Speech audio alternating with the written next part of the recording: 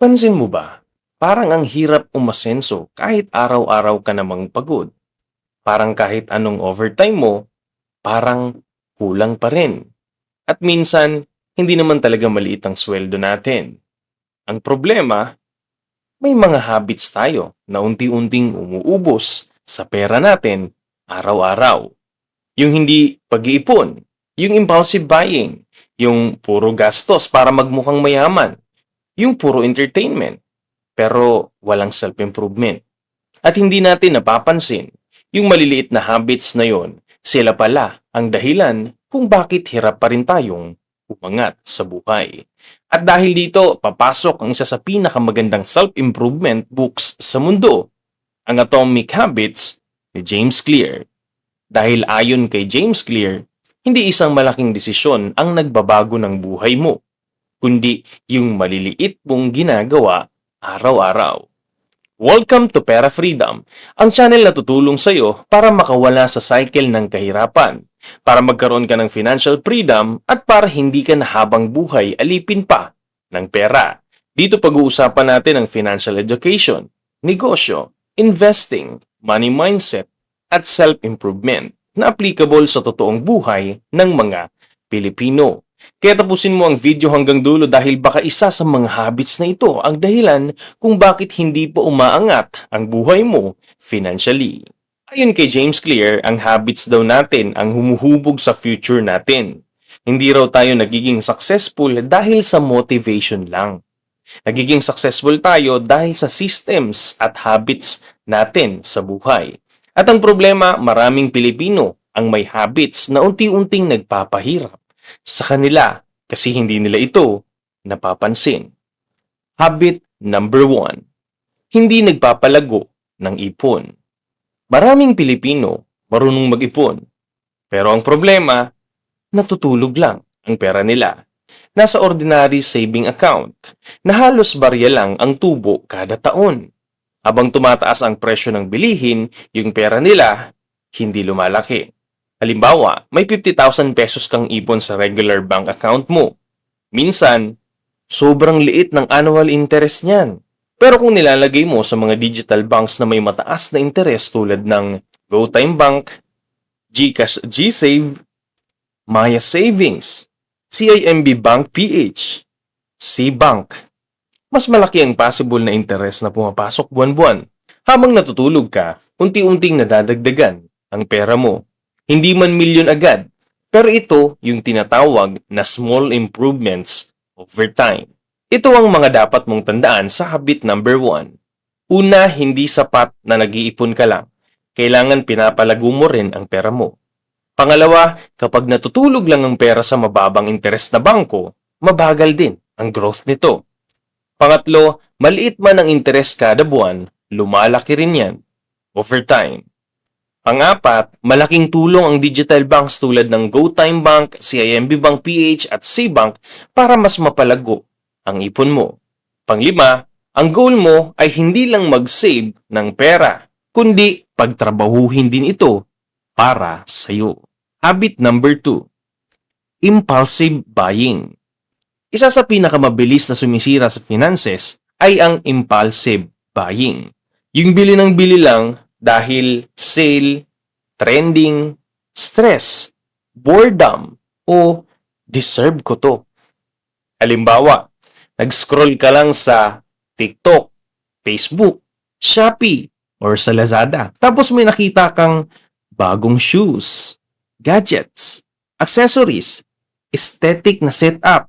At dahil naka-S-Pay later ka, Last-Pay later ka, or naka-installment ka, madali mong nabili. Hindi mo namamalayan, paunti-unti nang kinakain ng impulsive spending mo ang future savings mo. Ito ang mga dapat mong tandaan sa habits number 2. Una, maraming ipon ang nauubos dahil sa maliliit na paulit-ulit na gastos. Pangalawa, hindi porket sale, kailangan mo ng bilhin. Pangatlo, ang deserve ko to mentality minsan ang sumisira sa budget mo. Pangapat, mag-ingat sa installment at buy now, pay later dahil pwedeng lumobo ang gastos mo. Panglima, Mas okay ang delayed gratification kaysa sa panandaliang saya tapos stress sa bills. Habit number 3. Puro entertainment, walang self-improvement. Ilang oras ba ang nauubos mo araw-araw sa scrolling? Pero ilang minuto lang ang ginugugol mo sa pag-aaral ng skills. Maraming tao gustong umasenso. Pero ayaw magbasa ng books. Ayaw matuto ng freelancing. Ayaw mag-aral ng marketing. Ayaw mag-aral ng editing. O ayaw mag-aral ng negosyo. Pero kayang mag-scroll ng 5 oras araw-araw. Samantala ngayon, sobrang daming free learning platforms. Pwede kang matuto sa YouTube, Coursera, Skillshare, Canva tutorials, CapCut editing tutorials, pwede kang matuto ng video editing, freelancing, content creation, graphic design, online selling, na pwede pang maging additional income mo balang araw. Ito ang mga dapat mong tandaan sa habit number 3. Una, pwedeng maging distraction ng cellphone, pero pwede rin itong maging source of income. Pangalawa, kapag mas marami kang skills, mas marami kang opportunities. Pangatlo, ang pag-aaral ng bagong skills ay investment sa future mo. Pang-apat, kahit paunti-unti lang ang learning araw-araw, malaki ang epekto niyan over time. Pang-lima, imbes na puro scroll lang, gamitin mo rin ang oras mo para mag-improve. At kung nagustuhan mo ang video na ito, pa-like and share naman para mas marami pa tayong maabot na Pilipino na gustong magkaroon ng financial freedom. At kung may mga topic ka na gusto mong gawa natin ng video, ay pa-comment dyan sa ating comment section. Habit number 4. Hindi nag-i-invest sa sarili. Maraming tao gustong lumaki ang income, pero ayaw namang mag-invest sa sariling skills. At ayon kay James Clear, your habits shape your identity.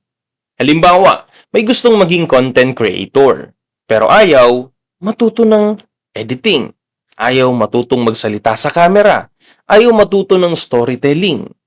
Meron naman gustong magnegosyo, pero ayaw matuto ng marketing, ayaw matuto ng sales, ayaw matuto ng customer service. At dito nauubos ang opportunity. Kasi habang ikaw natatakot matuto, yung iba gumagaling araw-araw. Ito ang mga dapat mong tandaan sa habits number 4. Una, ikaw mismo ang pinaka-importanting investment mo. Pangalawa, habang mas gumagaling ka, mas lumalaki rin ang possible income mo. Pangatlo, hindi growth ang comfort zone. Pangapat, kailangan mong matutong ma-challenge para umangat. Panglima, yung skills na aaralin mo today ay pwedeng magbago ng buhay mo sa future. Habit number 5. Gusto agad ng resulta. Maraming Pilipino ang sumusuko agad. Kapag walang result sa loob ng isang buwan, quit agad. Pero ayon kay James Clear, success is the product of daily repetition. Parang content creation lang yan. Yung ibang successful creators ngayon, months o years muna bago magkaroon ng malaking views. Katulad ng aming channel dito sa Pera Freedom, kung mapapansin nyo, konti pa lang ang subscriber and viewers namin. Pero naniniwala kaming darating ang panahon sa pamamagitan ng aming consistency na pag-upload ng mga video, kahit maliliit man ang views and subscribers, may ipon din at lalaki pagdating ng panahon. Kaya samahan mo kaming matuto dito sa Pera Freedom sa pagsuporta ng pag-like at panonood ng aming mga videos. Malaking tulong na yon sa aming channel. Back to the topic. Kinumpare natin yung mga content creator na dating walang views. Ganun din sa investments. Halimbawa, kahit 50 pesos, 100 pesos, 200 pesos kada araw ang iniipon mo, unti-unti, habang consistent ka, lumalaki yan over time. At kapag nilalagay mo pa sa mga platforms na may interes, ay mas lalo itong lumalago. Ito ang mga dapat mong tandaan sa habit number 5. Una, walang instant success. Pangalawa, ang maliliit na habits kapag consistent, lumalaki ang resulta over time. Pangatlo, huwag kang sumuko agad kapag mabagal ang progress. Pangapat, consistency ang mas importante kaysa motivation. Panglima, yung future mo tomorrow ay nakadepende sa ginagawa mo today. Sa totoo lang, hindi naman isang malaking problema ang sumisira sa future natin. Kadalasan, mga maliliit na habits lang na paulit-ulit nating ginagawa araw-araw. At minsan, hindi mo kailangan ng malaking sweldo para umasenso. Kailangan mo lang ng tamang habits, tamang mindset, tamang discipline, at tamang consistency.